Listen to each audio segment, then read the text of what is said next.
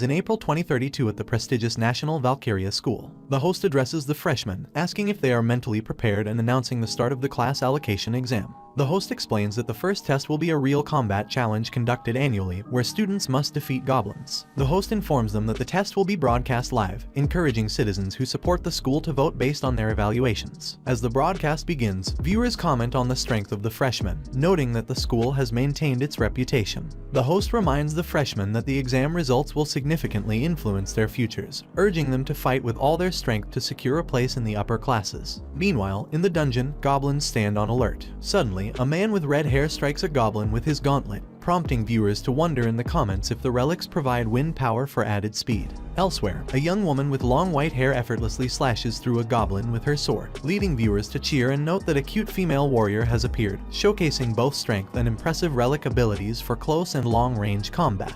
Another woman then appears, wielding a massive spear, and swiftly stabs a goblin. Viewers react with astonishment, commenting on her immense power and noting the contrast between her small stature and the large spear, a romantic sight to some. Citizens watching exclaim that this year's lineup is incredible. One viewer even asks if they should choose the cute one from earlier, though others joke about choosing responsibly since freshman tuition is funded by their taxes. Soon, the voting begins. At National Valkyria School, strength is the ultimate measure, with the powerful assured of wealth and fame even as students. Suddenly, a loud scream echoes, causing viewers to laugh and wonder where the sound came from. The drone camera quickly finds the source. Asahi Hinata, the protagonist, charges at a goblin, shouting at the top of his lungs. His outfit, a striking yellow and orange suit, captures attention, and viewers ask about his tacky attire, wondering if it's his relic or if he has somehow dropped it.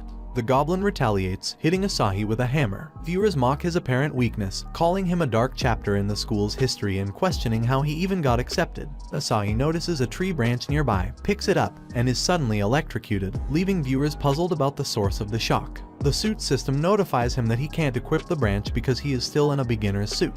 The goblin approaches and repeatedly attacks him, forcing Asahi to defend himself as best he can. Minutes later, Asahi lies beaten on the ground, prompting viewers to panic and call for medical help, even alerting the principal about the student in danger. Despite his condition, Asahi struggles to his feet, sparking viewers' curiosity about his persistence. Finally, he discards his suit and, clad only in his underclothes, hurls the tree branch at the goblin, leading viewers to realize with laughter that his trashy suit was, in fact, his relic all along. The nationwide broadcast of Hinata's feeble performance was undeniable proof of his ranking as the lowest in the school, marking the beginning of his school life in that tacky suit. Then, one day, another worldly war erupted and, in only a few years, drove the world to the brink of destruction. Most conventional weapons were ineffective against the threat, leaving humanity waiting in despair. When Hinata was young, a massive dragon appeared overhead, gathering flames in its mouth before releasing a torrent of fire in his direction. Yet, in that moment, a glimmer of hope appeared in the form of a relic. Relics are objects created when a person makes contact with materials from another world, manifesting a piece of their soul.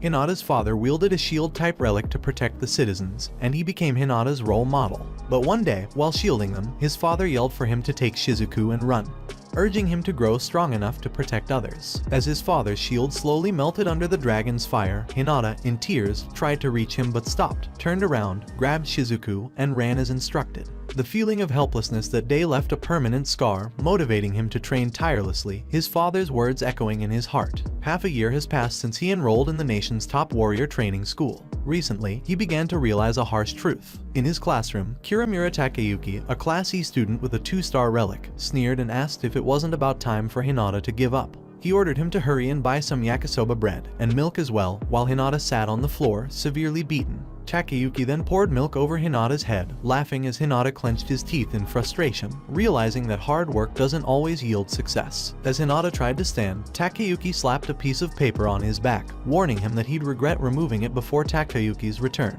The paper read "Hero appears," and Hinata silently endured the humiliation. He walked to the canteen to get Takeyuki's requested items, drawing laughter from the students who saw him and taunted him for shamelessly showing up in a hero costume. Walking down the hall, he spotted a familiar figure, the white-haired girl from earlier, who looked at him in surprise before passing by. He glanced back, knowing she was Mine's Shizuku, a childhood friend who, like him, had lost her father that fateful day. Since then, they had been close, supporting each other. But their relationship changed after entering the school. Shizuku was now a high-achieving honor student with a powerful relic, while Hinata was seen as a dropout with a mere cosplay relic. He had grown accustomed to the disdainful stares. A moment later, he returned to his room with the bread, only to be struck by a shoe as he entered. Takayuki shouted at him for taking too long, demanding if he had forgotten the instruction to hurry. A fellow classmate, a bespectacled student, chastised Takayuki for throwing his indoor shoe, but Takayuki scoffed, telling him to retrieve it himself. Hinata looked around the room, knowing that Class E was filled with students with low-performing relics and bleak prospects, a trash class that even the teachers ignored. Takayuki noticed Hinata's wandering gaze and, with a scowl, activated his relic, delivering a forceful punch to Hinata's stomach. Hinata knew that relics were typically restricted to designated areas, but Takayuki and his friends disregarded the school's rules entirely. Takayuki raised his gauntlet relic with a sense of pride,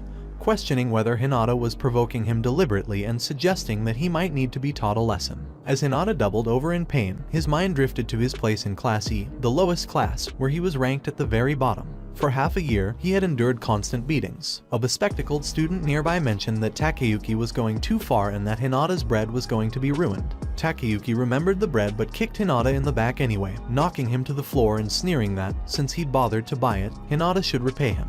A pink-haired girl watching the scene remarked to her friend that it was happening again, and her friend, a dark-haired girl, replied that Hinata's situation was truly unfortunate. When the pink-haired girl asked why Takayuki seemed to hate Hinata so much, her friend explained that Takayuki's placement in Class E was partly due to Hinata's unexpected persistence in the initial placement tests. In a mock battle meant to assess relic performance, Hinata's relentlessness had resulted in a poor evaluation for Takayuki, who lacked a decisive finishing move.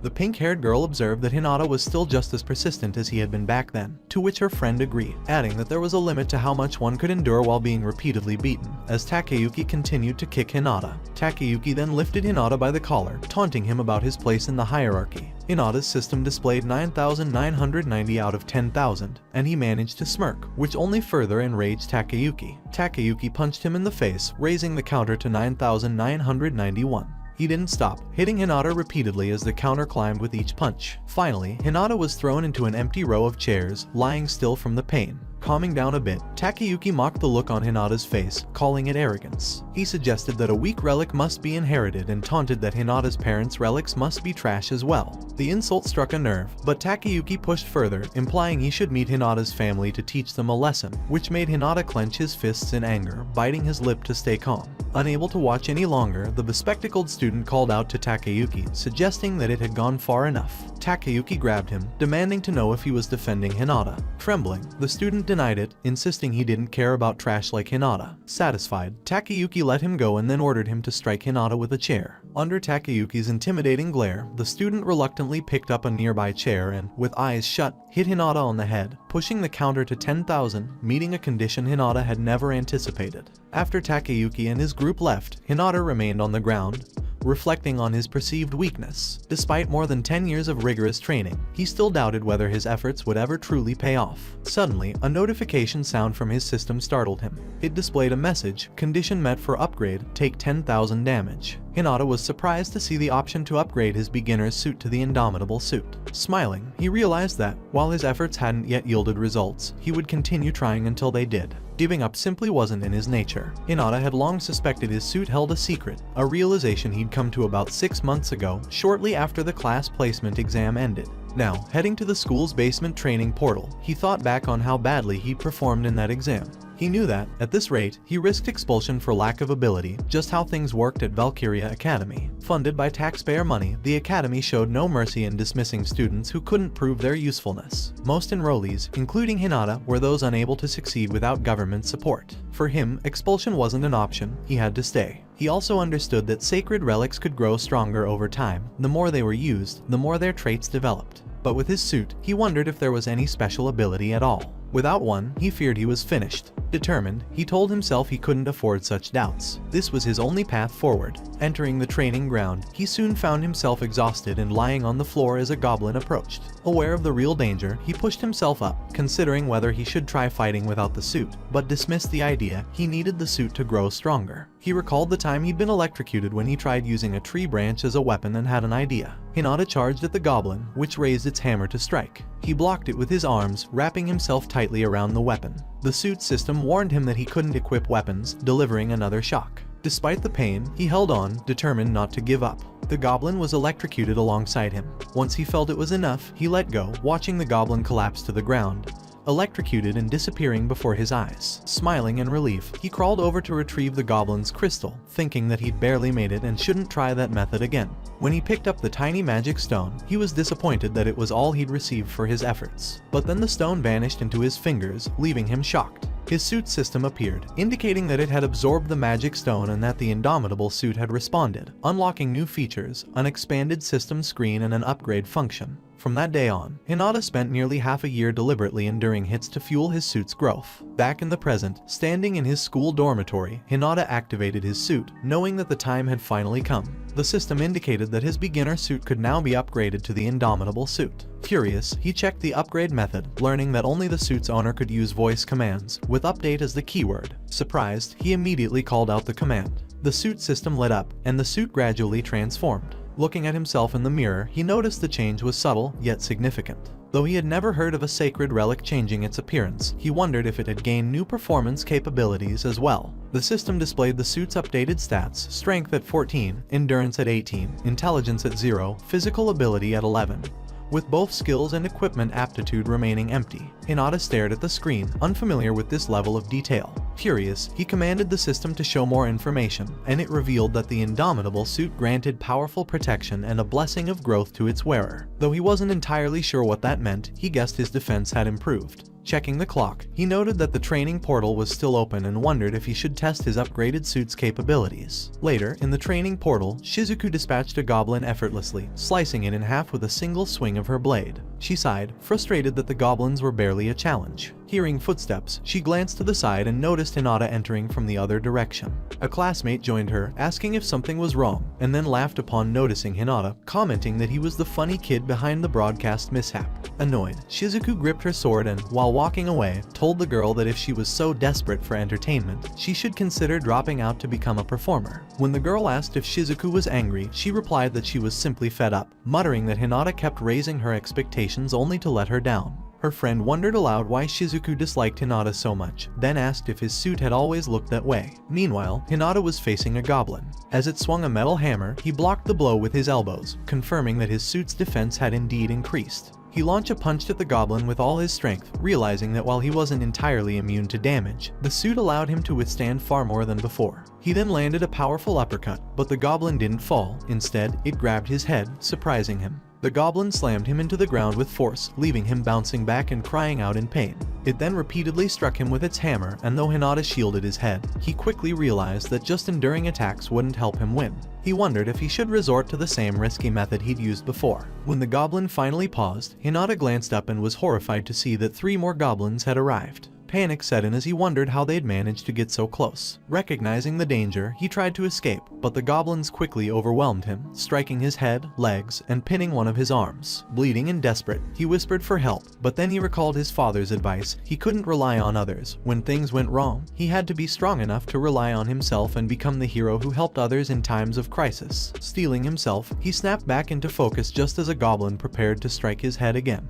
Catching the weapon with his hand, the system warned him he couldn't equip it, delivering an electric shock. This time, however, he held on, allowing the electricity to flow through him and into the goblins holding the weapon, electrocuting them as well. Hinata pulled his hand back from the goblin and pushed it away, then quickly distanced himself with a burst of speed. Turning to face them once more, he resolved that it wasn't a matter of whether he could succeed, he simply had to. Suddenly, the system notified him that his unyielding spirit had resonated with the fireproof suit, granting him a new skill, Revenge. As he read the details, the system revealed that he had met the activation conditions for this skill, meaning he could now use voice commands to activate it. Revenge would accumulate the damage he'd taken, convert it into power, and release it for 10 seconds, but it could only be used once a day. He had no time to think further, hearing the goblins charging toward him. Deciding to test the skill, he shouted Revenge, activating the ability as a countdown began. With renewed strength, he launched his fist forward, striking the lead goblin in the stomach and sending it flying into 2 others. He dashed toward them, delivering a powerful uppercut to the chin of one goblin and quick punches to the faces of the 2 goblins behind it. As the final second ticked down, he rushed toward the last goblin, channeling all his anger into a punch that struck its face, instantly defeating it. As the revenge effect faded, Hinata dropped to the ground, exhausted. The system confirmed that he had successfully used the revenge skill, and he realized it could serve as a valuable trump card in tight situations, though its daily limit and damage requirement made it a situational tool. He recognized that he couldn't rely on such a risky tactic every time, as he still hadn't fully grasped his suit's unique properties. Noticing a magic stone left behind by the goblins, he picked it up, and his suit absorbed it instantly. A notification informed him that the indomitable suit had absorbed its first magic stone, unlocking additional features: willpower reinforcement, a passive skill, weapon proficiencies in knuckles, swords, and blunt weapons, and enhancements to durability and physical abilities. Realizing he could continue growing stronger, Hinata felt a surge of excitement and determination. A week later, in the training portal, a massive goblin looked around and sniffed the air, unaware of Hinata above it. With a well-timed strike using his revenge skill, Hinata punched the goblin in the face, killing it instantly. Grabbing the goblin's magic stone, he felt a rush of satisfaction.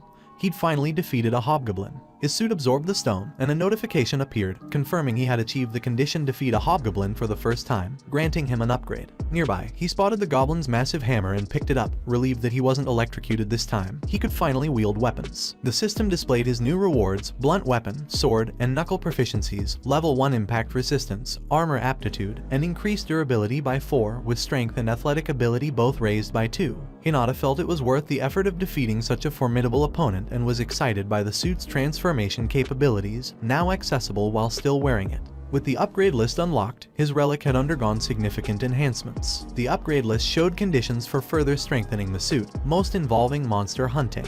Each time a condition was met, a new power was instantly engraved onto the suit. Curious, Hinata tapped on impact resistance, which described a defensive skill that reduced shock from received impacts. He realized that, aside from revenge, he lacked offensive skills, and revenge was challenging to use regularly. He figured he would need more upgrades to access additional attack methods, but wasn't sure how to trigger them. Lying down to reflect on his suit's upgrades, he remembered that he'd unlocked revenge before the upgrade list was even available. He wondered when the indomitable suit condition had first activated and thought back to when he absorbed the mana crystal. But he recalled an even more important message mentioning an unyielding spirit. Pondering the possibility, he speculated that mindset, or perhaps strong emotion, might be the key. The next day, at the hospital, Hinata knocked on the door of a patient's room. Inside, his younger sister called out to him excitedly. Pulling up a chair beside her bed, he asked if it was all right for him to sit, and she happily agreed, proudly flexing her arm to show him her progress. She told him she'd been building up her strength for when she'd finally be discharged.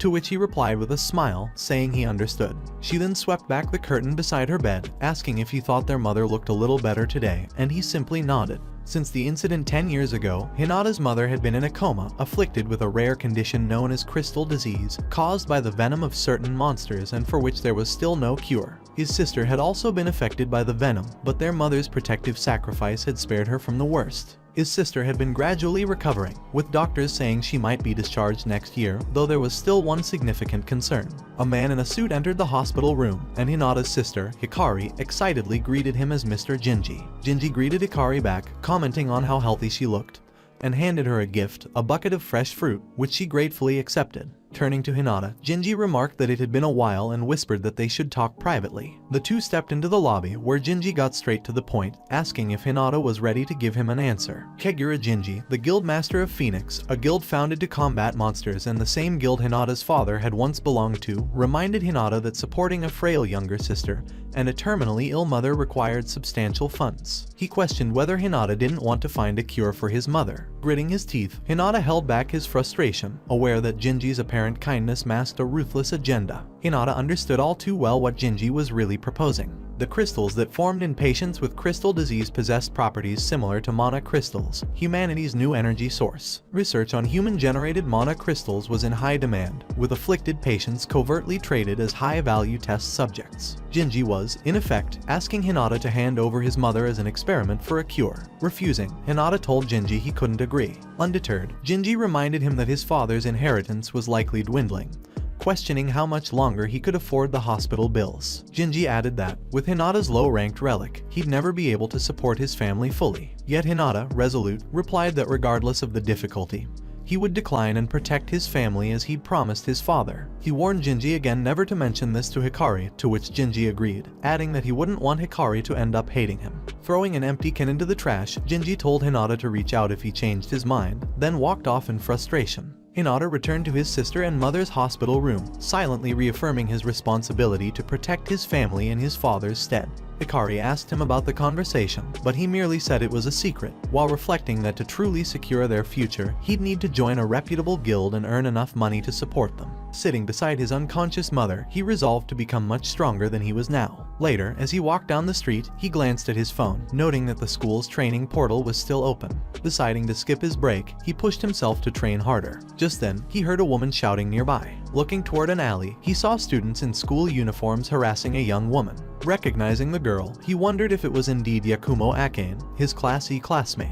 He hesitated, deciding not to get involved, reasoning that it wasn't his business. One of the men taunted Akane, suggesting it was too late for her to pretend none of it mattered, and mentioned that their seniors were waiting. Confused, Akane asked what he was talking about. The women standing behind her mocked her, telling her not to play dumb and asking if she really didn't know what they meant. Another man asked if she hadn't done this before, to which she replied that she didn't know what they meant, and that it was all a misunderstanding. The man holding her hand pressed further, asking what she meant by misunderstanding and telling her he'd heard things about her from someone who knows her. He then implied it would be a problem if those rumors spread around school, making her hesitate. The man reassured her, saying that if she just hung out with them for a while, they'd let her go. Another man laughed, suggesting she could even make some money, adding that a senior thought she was his type and had a great figure. Akane remained silent, but then spat at the man, hitting his face, and raised a finger defiantly, telling him to screw off. The women behind her laughed, calling her intense. Wiping his face in anger, the man grabbed her collar and shouted at her to stop acting innocent, and just come along. Akane shoved him back, shouting for him not to touch her and insisting she hadn't done anything they were accusing her of. The man lunged to grab her again, yelling that it didn't matter and to just follow him, but another hand suddenly intervened. Hinata appeared, grabbing the man's hand before he could touch Akane, leaving her in shock and disbelief at his presence. The man pulled his hand back, eyeing Hinata's school uniform, while the women behind them recognized him. One sneered, saying he was the weakest in Class E and that his relic looked like cosplay. The man seemed to relax, realizing Hinata was the same student who'd caused the broadcast accident during the placement test. Approaching him, the man explained that they had business with Akane and asked him to step aside. But Hinata stood his ground, shielding Akane behind him. Angered, the man lunged at Hinata, calling him a little classy bug and demanding to know who he thought he was. Akane worried that Hinata didn't realize these students were from Class C and thought he was getting involved with people he couldn't handle. But to her surprise, Hinata dodged the man's punch, grabbed his arm, and pulled him down, driving a knee into his stomach. As the man began to fall, Hinata raised his elbow and delivered a sharp blow to his back, causing him to scream in pain. Akane stood there in shock as Hinata rose to face the other men. Meanwhile, in the Valkyria Academy kickboxing club, Shizuku was sparring with her trainer. She stood silently, facing her opponent, until he launched a punch in her direction. She swiftly deflected it, raised her foot with speed, and aimed a kick at his head, stopping just short of making contact. She lowered her leg, and her sparring partner, Takahashi, admitted his defeat, complimenting her on her skills. Bowing in thanks, Shizuku expressed her gratitude for the practice, to which Takahashi replied that her martial arts skills were impressive and more advanced than he had expected. Takahashi also mentioned he'd heard her sacred artifact was top tier, adding that she was remarkably diligent. Shizuku replied that there was always room for improvement, explaining that her goal was a modest one, excelling in martial arts, as she had little else to take pride in. Back in the alley, Hinata positioned himself protectively in front of Akane, who watched with surprise, recalling how helpless he had seemed against Takayuki. One of the men, wearing a cap, rushed at him, calling him a name. But Hinata quickly tackled him before he could strike and slammed him to the ground. Another man tried to restrain him from behind, only for Hinata to elbow him in the stomach. As the man knelt, clutching his midsection, Hinata turned and delivered a swift kick to the back of his head, leaving Akane in awe. She began to realize that, without his sacred artifact, Hinata was actually quite strong. His weakness had only been an illusion. Turning to the men, Hinata asked if they wanted to continue. While he faced one of the men, he didn't notice the first assailant activating his relic behind him. The man, irritated by Hinata's confidence, fired a shot at him. Fortunately, Hinata heard the shot in time, blocking it with his arms, though the force threw him backward. He landed safely but looked at his unharmed hands in confusion. The shooter, frustrated that the attack had failed, wondered aloud if he had missed his mark, just as puzzled as Hinata about how he had blocked the damage. Hearing the noise, passers-by stopped and looked toward the alley, concerned by the sight of a relic in use. Some began calling the police to report the disturbance. The women with the group shouted to the men to run, warning that they'd be in serious trouble if the police caught them. Cursing in anger, the men hurried away, with one shouting a threat at Hinata as he went. Hinata remained silent, staring at his hand. Akane approached, asking if he was alright after taking a direct hit. He assured her he was fine, though he couldn't help but wonder why the shot had caused him almost no damage. Perhaps it had struck a less vulnerable area. As Hinata turned to leave, he told Akane he was heading off, but she stopped him, asking if he wasn't curious about why she was in that situation. He asked if she actually wanted him to inquire, to which she hesitated, eventually replying, "Not really." He shrugged, telling her that everyone has things they'd rather not discuss, and continued on his way. Akane called after him, asking why he'd helped her when she had never done anything for him. Surprised, Hinata simply pointed to the bouquet of flowers she was holding, asking if she was visiting someone at the hospital and suggesting she should hurry before it was too late. Stunned by his words, she watched him walk away, realizing that while she'd thought of Hinata as pathetic for enduring beatings without fighting back, he might actually be a decent person. The next day in the school hallway, Hinata was walking quietly when someone tapped him from behind.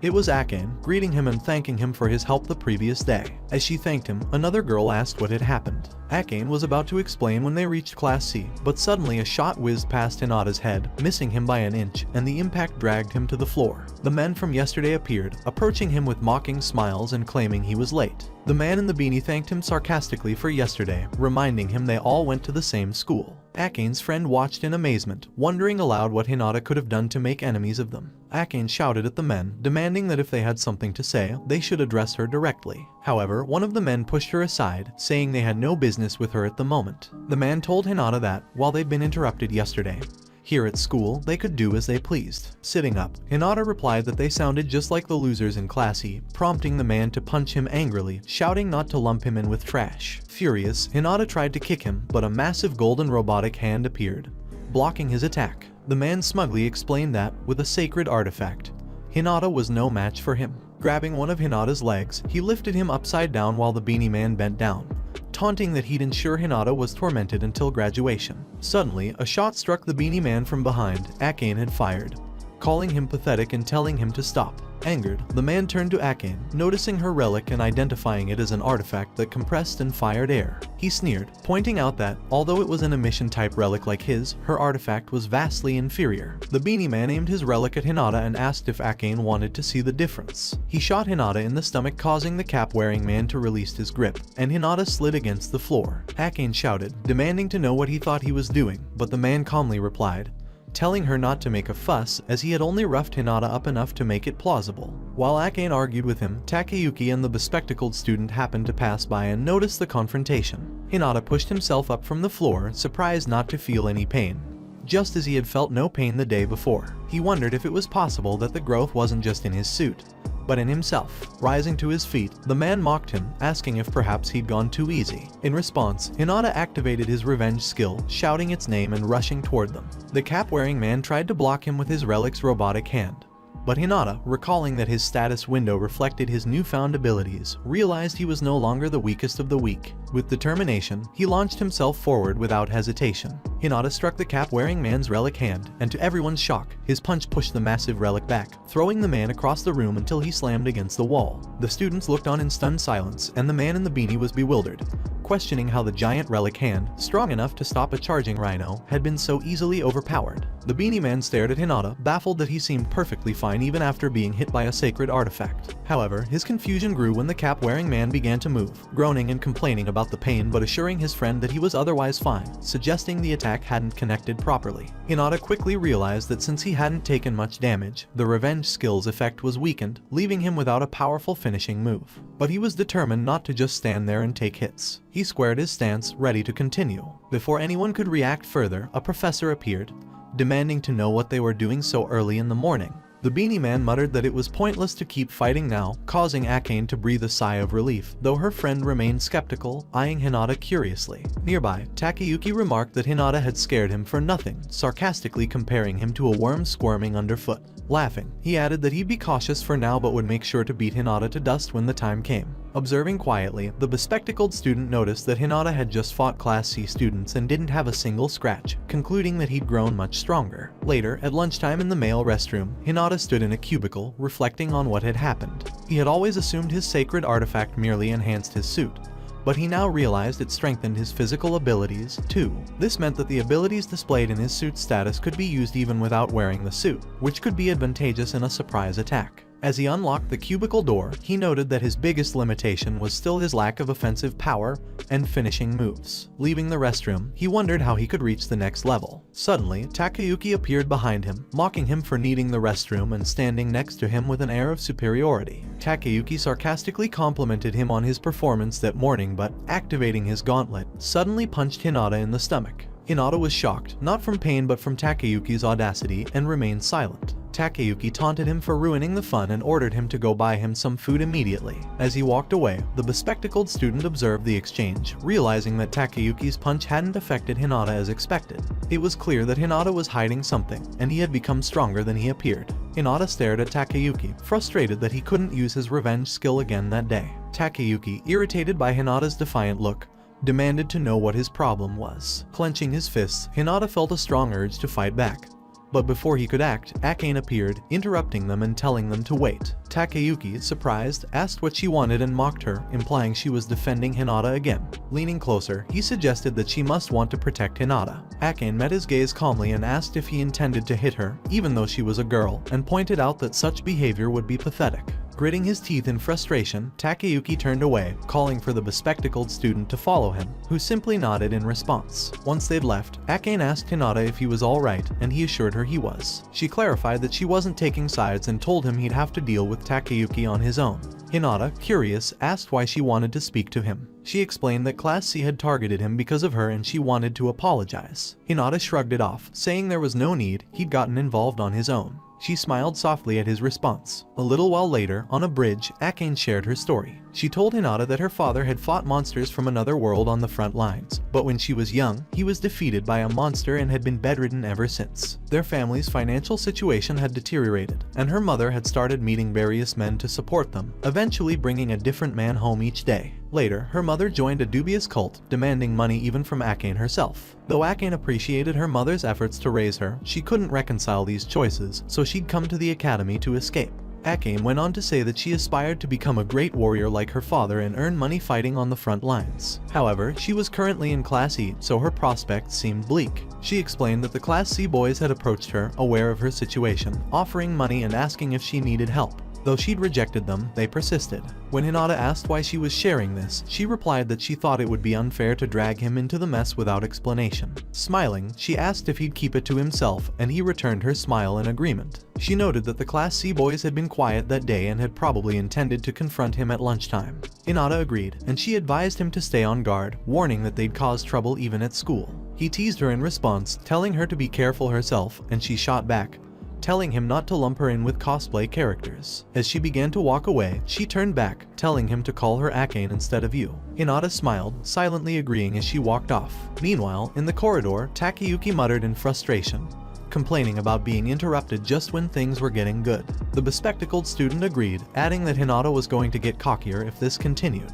Takayuki clenched his fist, musing aloud about whether he should put Hinata in his place before that happened, and the bespectacled student awkwardly smiled and nodded in agreement. Takayuki then suggested they call Hinata to the bathroom where they wouldn't be interrupted, but the bespectacled student noticed something outside the window. Their classmate Kaori, Akane's friend, was talking to the guys from Class C they'd seen that morning. The bespectacled student excused himself, apologizing to Takayuki and claiming he'd forgotten his wallet, urging Takayuki to go ahead to the cafeteria. Takayuki looked confused but let him go. Rushing down the hall, the bespectacled student approached quietly, wondering if Kaori was arguing with the men to leave Akane alone, as she seemed to be shouting at them. But to his shock, he overheard Kaori chastising them, asking if they'd failed to follow through despite the setup she'd arranged. The man in the beanie apologized to Kaori, reminding her that he'd told her to stop dragging things out. Kaori shot back, asking if they realized they'd be the ones scolded by the seniors and venting about how many calls she'd received from them. One of the men retorted that it was because she hadn't shown up herself, adding that they'd been interrupted by pests the day before, and that Akane kept refusing their offers. Confused, Kaori asked if Akane had truly refused,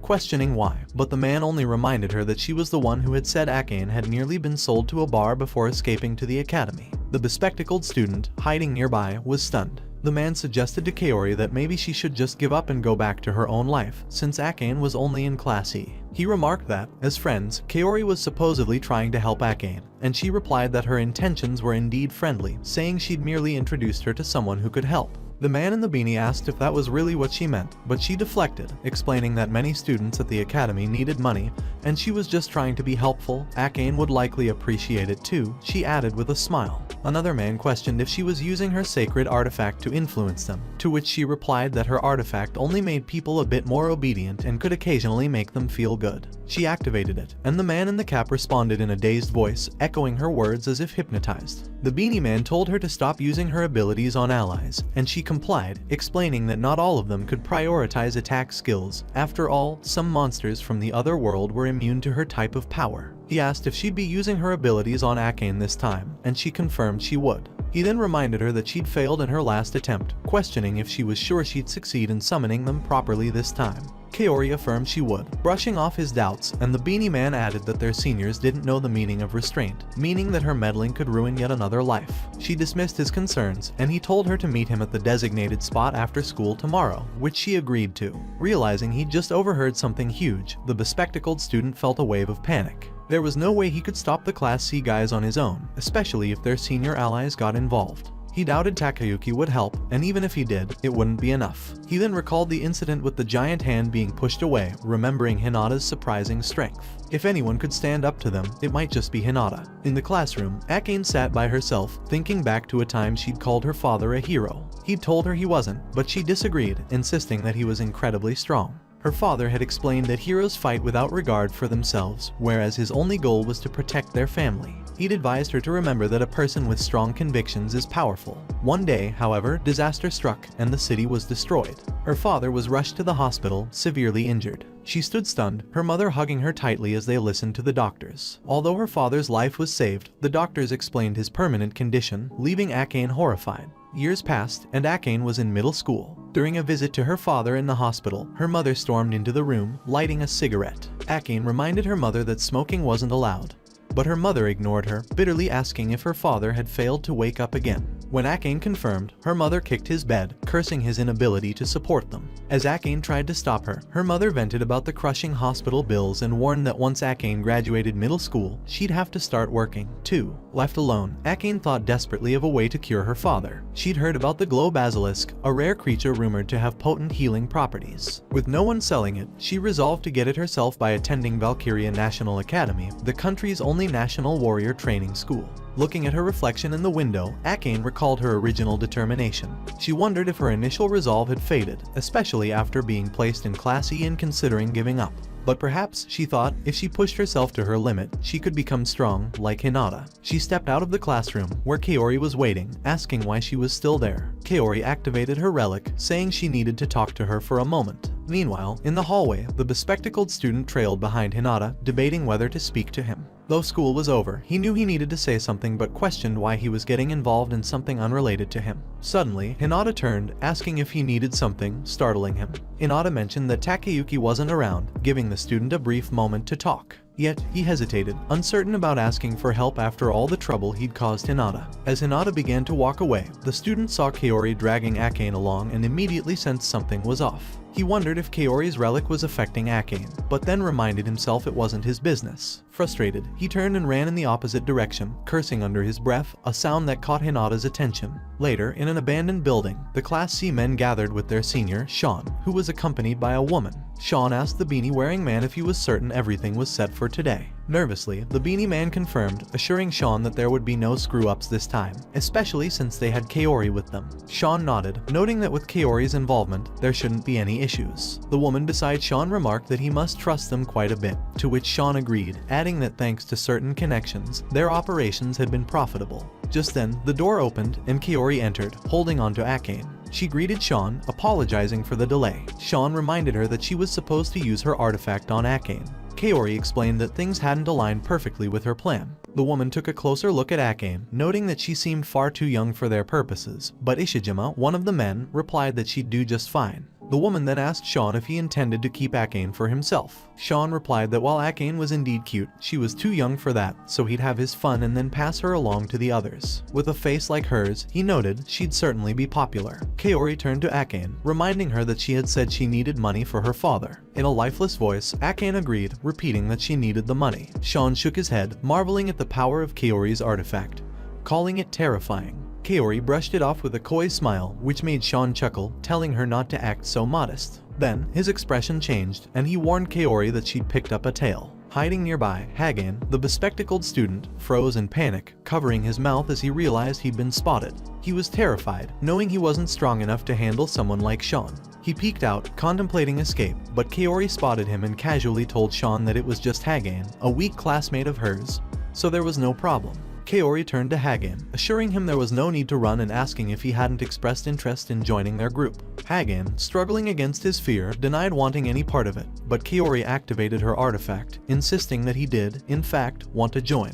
Under her influence, Hagen's expression went blank, and he agreed like a puppet. Sean instructed Kaori to make Hagen an accomplice to avoid any risks later on, to which Kaori agreed. She ordered Hagen to help Hagen remove her clothes, and he immediately complied. One of the men set up a camera, saying they were ready to start recording. Trapped under Kaori's control, Hagen began to assist, realizing he couldn't move his body freely. His mind was racing, questioning why things always turned out this way for him. He thought about his tendency to stand by passively, telling himself he had no choice, unlike Hinata, who always persisted. Suddenly, Hinata appeared, delivering a powerful kick to Hagen's face, knocking him to the floor and snapping him out of Kaori's control. Kaori panicked at the sight of Hinata. Meanwhile, Akane, still under the artifact's influence, saw Hinata's back and began to regain control over herself, her vision clearing as she recognized him. In a shaky voice, she asked if it was really him. Hinata stood protectively in front of her, glaring furiously at the Class C students. Kaori asked Hinata why he was there, but he remained silent. Sean turned to her, asking who this was. Kaori replied that Hinata was a fellow Class E student, supposedly the weakest in their class. Sean raised an eyebrow, wondering what someone so weak was doing there. Kaori shrugged, admitting she was curious about that herself. She activated her relic, asking if he wanted to join them too, but Hinata simply asked her one question: weren't she and Akane supposed to be friends? Kaori, taken aback, asked him what he meant by that, to which he replied by asking if she was aware of Akane's family troubles. Kaori claimed to know Akane well, which was why she'd introduced her to this job, insisting she'd only been considerate. Hagen shouted in frustration, reminding her that Akane had already said she wanted no part of it. But Kaori used her holy relic to control Akane's responses. Annoyed, she speculated that getting hit earlier had snapped Hagen out of her control, but wondered when her relic's influence would finally work on Hinata. Turning to Hagen, Hinata asked if he was about to request something from him, suggesting that if it were Takayuki asking, Hagen would be more willing. Hinata added that he'd be open to hearing him out, and the beanie man laughed, mockingly asking if Hinata thought he was trying to play the hero. With a sneer, he remarked that while Hinata had escaped twice, this time would be his last. Activating his relic, the beanie man launched a powerful strike at Hinata, who didn't even flinch. He raised his arm to block it, sending the attack ricocheting upward. Kaori looked stunned, and Sean eyed Hinata with a newfound seriousness. The beanie man tried to downplay it, saying it was just luck, claiming that Hinata had accidentally blocked the attack. But Sean scoffed, telling him it was clearly more than luck. He asked Kaori about Hinata's relic, and she replied that she'd assumed it had no real abilities. Sean, however, knew better. No holy relic was without power, meaning Hinata had likely been hiding something. Kaori intensified her relic's power, but it still had no effect on Hinata, confusing her. No matter how strong someone was, her relic's effects were supposed to work eventually. However, thanks to the mental resistance granted by his willpower boost, Hinata remained unaffected. Suddenly, the cap-wearing man's giant hand relic appeared above Hinata, but Hinata noticed it just in time and leapt away, dodging the attack. The cap-wearing man cursed, frustrated that Hinata had evaded his strike. Hinata then shouted at them, asking why they were misusing their relics, reminding them that relics were meant to protect people from monsters of other realms, not to harm others. Sean simply smirked, laughing along with the others as they taunted Hinata for his idealism, leaving him looking at them with a mix of shock and confusion. Sean, now serious, asked Hinata if he truly didn't understand how the world worked, explaining that only a select few could enter government-sanctioned guilds, and most people couldn't make a living from their holy relics. He asked Hinata if he realized the effort it took just to obtain a relic and suggested it would be foolish not to use it to make money. As Sean activated his own relic, Hinata angrily challenged him, asking if making money justified preying on those working hard for a better future. Sean confidently replied that as long as he wasn't the one sacrificed, he didn't care who was. Sean added that Hinata wasn't alone in that outlook. Many would sell out friends for money, calling it a wise decision. Behind Hinata, Akane's eyes filled with tears, devastated by Sean's words. Sean then dismissed the idea of working tirelessly with no guarantee of joining a guild, calling it the choice of a fool. This final insult made Hinata snap. He lunged at Sean, throwing a punch, but the cap-wearing man's giant hand relic blocked the attack.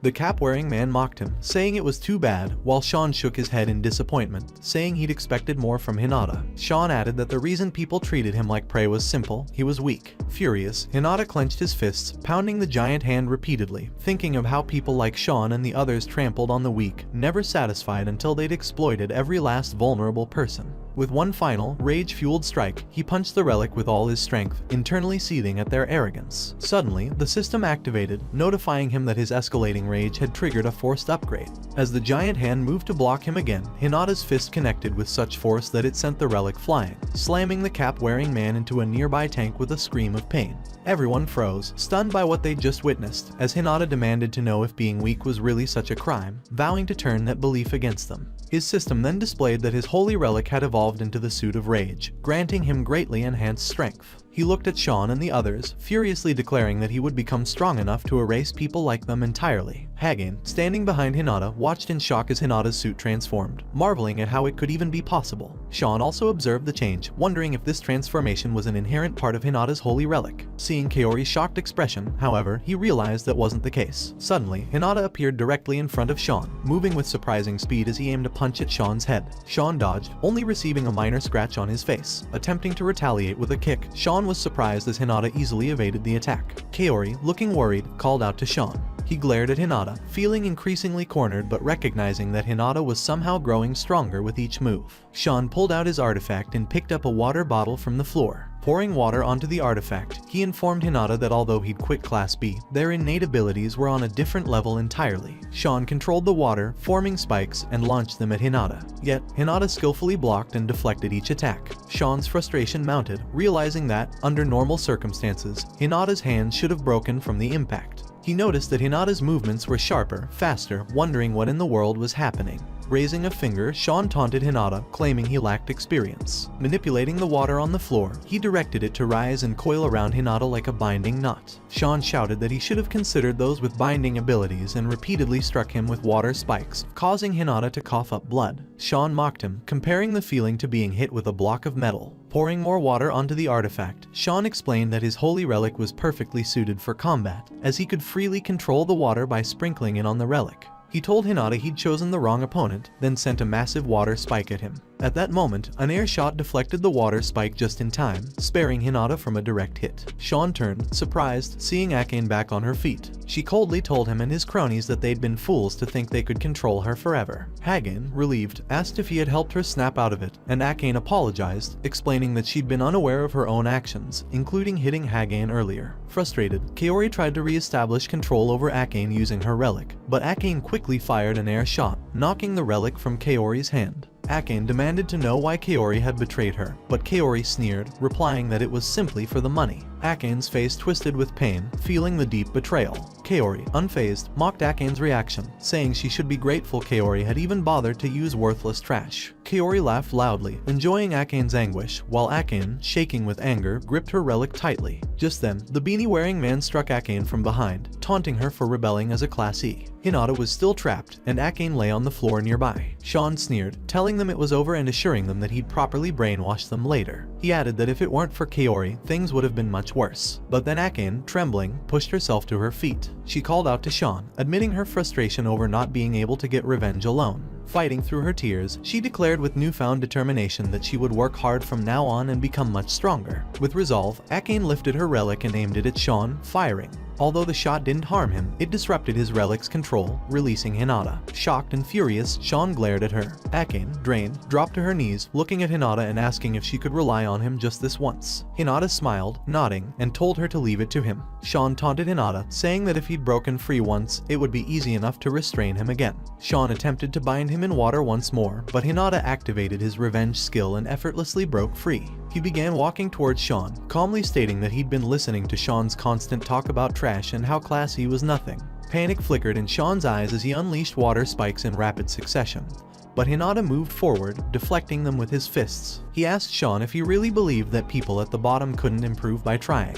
Realizing something was wrong, Sean grew frantic, noticing his attacks were having no effect. In his panic, he stumbled on an empty water bottle and fell to the floor. In that moment, Hinata appeared above him, raising his fist. With a steely resolve, he told Sean he'd show him the true power of trash. Sean shouted for him to stop, but Hinata's punch connected, striking him in the face and cracking the steel bar. Everyone was stunned by what had just happened. Kaori panicked as Hinata raised his fist to punch Sean again, but Akane's shout stopped him just in time. Hinata stood up, looking down at Sean, who was visibly shaken. The beanie-wearing man urged Sean to stop messing around and then aimed his relic at Hinata to attack him. However, Hinata simply blocked it with his arm and walked calmly toward him. The man, shaken, began to realize it wasn't just luck that had kept Hinata standing. Hinata grabbed him by the collar, lifting him effortlessly, and warned him not to mess with them again, adding that he didn't have time to waste on people like him. Paralyzed with fear, the man finally nodded, agreeing to back off. Hinata let him go, walking past a stunned and speechless Kaori, and approached Akane.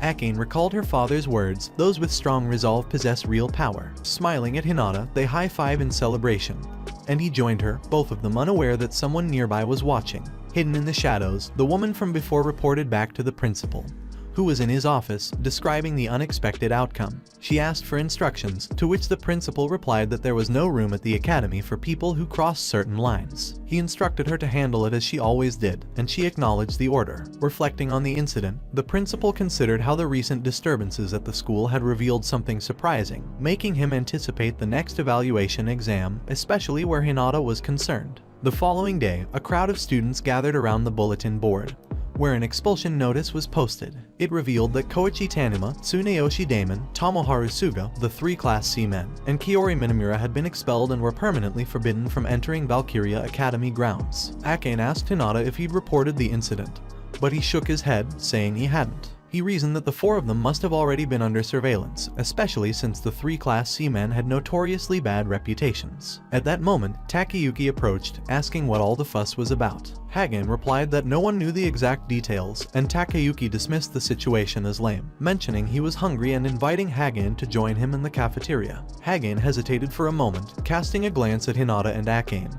but then turned and followed Takayuki, replying with a quiet okay. Hinata then suggested to Akane that she could talk to Hagen directly. She replied that Hagen probably had his own reasons for staying distant. Even when she'd thanked him the day before, he'd simply said he hadn't done anything and walked off. Hinata nodded, saying he understood, and started to walk away. Curious, Akane asked where he was headed, and he replied that he was going to the store since it was lunchtime. She decided to follow him, agreeing to tag along. Hinata, surprised, asked why she was coming since she'd brought her own lunch. She shouted back, asking if they couldn't just eat together, adding, "Lonely people should unite." Caught off guard, Hinata stammered in agreement, a smile breaking across his face. A moment later, Hinata and Akane sat on a bench, eating lunch. Akane looked at him in surprise and asked if his relic added new traits, pointing out that relics were typically supposed to develop existing traits. Hinata responded by questioning if it was possible he hadn't noticed that ability before. Akane suggested that maybe it was a dormant trait, so weak he hadn't noticed until now. Hinata shook his head, explaining that he'd been too busy to check the details yesterday. But when the rage suit was unlocked, he noticed the update list had refreshed with a focus on offensive abilities. He suspected the new suit addressed his lack of attack power and theorized that each update might be triggered by emotions. However, he wasn't sure what the next condition would be. Still, he hoped that, with each evolution, the suit would allow him to grow even stronger. Akane set her lunch aside, then stood up and seriously called his name.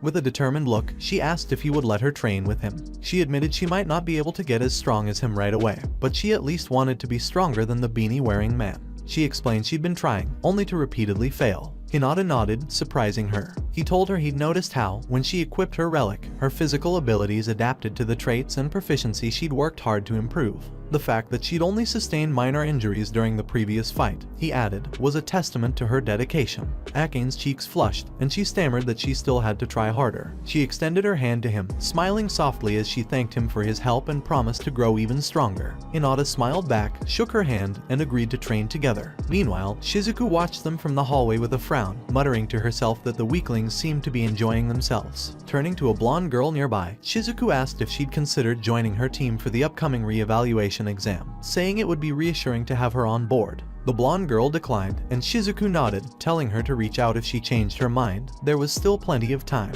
Shizuku then walked off with 3 other students, leaving the blonde girl watching silently. She knew those three had a poor reputation for associating with the recently expelled students, and she sensed that Shizuku was aware of it, too. It seemed Shizuku only cared about a person's strength, no matter their character. The blonde girl glanced outside, seeing Hinata and Akane happily eating lunch together. She thought of warning Shizuku, considering that associating with questionable people could be risky, but she hesitated. The next day at the training ground, Takashima Gonzo, the homeroom teacher for Class E, shouted instructions, urging the students to train their bodies. He explained that there were various ways to develop the characteristics of sacred artifacts, but as physical abilities improved, so did the relics. As the students exercised, Gonzo reminded them that, although Class E lagged behind the other classes, they had an opportunity to prove their placement was a mistake and to show what they were capable of. Hinata glanced at his body, noticing subtle improvements, unaware that Takayuki was glaring at him with anger from behind. Later, back in the classroom, Gonzo announced that a re-evaluation test would be held soon, emphasizing that if they didn't turn the tables during this test, escaping Class E would be impossible.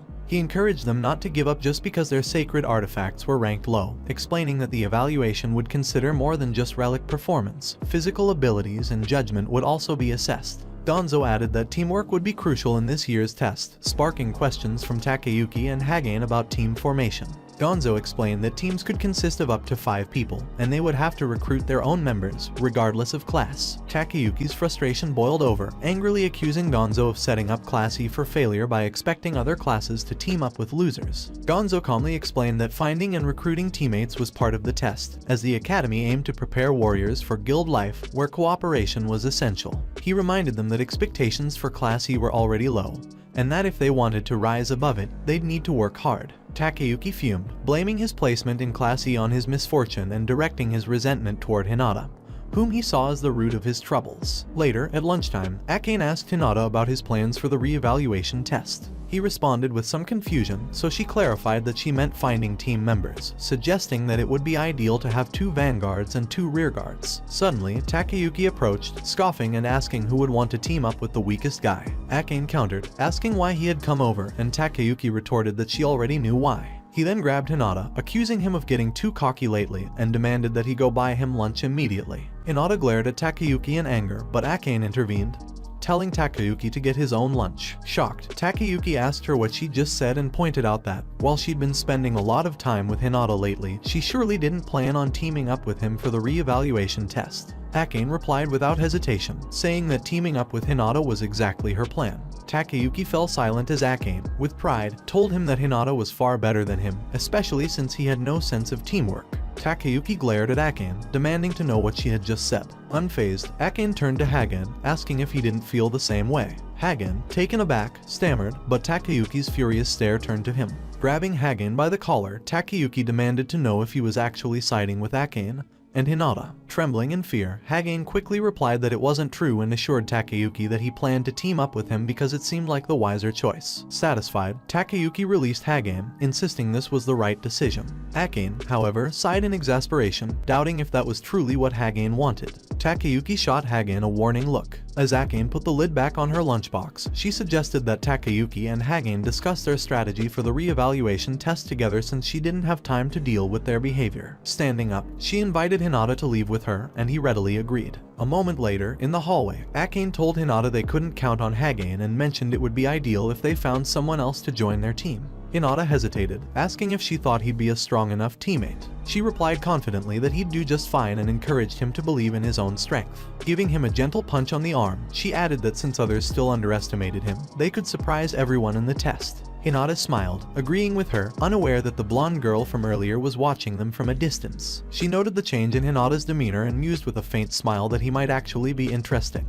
Meanwhile, back in the classy classroom, Takayuki vented his frustration, kicking a chair and muttering angrily about Hinata's arrogance. Hagane attempted to calm him down. Regaining his composure, Takayuki turned to Hagane, suddenly serious, and asked if there hadn't been injuries or even fatalities during past re-evaluation tests. Hagane confirmed, slightly wary. Takayuki's lips curled into a smirk, noting that the re-evaluation test took place in a D-class portal, a dangerous simulation of real combat, where unexpected accidents were officially reported. However, Takayuki hinted that these accidents might be deliberately created. Hagane, alarmed, glanced at him as Takayuki drummed his fingers on the desk, musing aloud whether another accident might just happen this